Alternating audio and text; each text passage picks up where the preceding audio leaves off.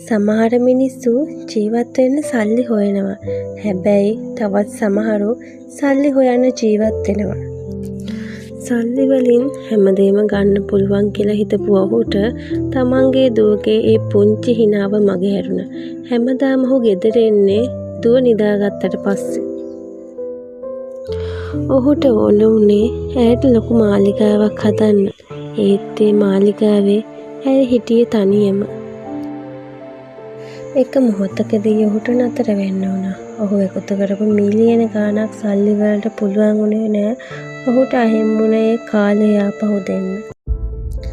අන්තිමට ඔහු ගාවට ආවේ මේ පුංචි දුව විතරයි. ඇය ඇඳපු ඒ සරල චිත්‍රය බැංකු පොත්වලට වඩා 10 ගුණයක් වටිනවා කියලා එදා ඔහුට තේරුණා.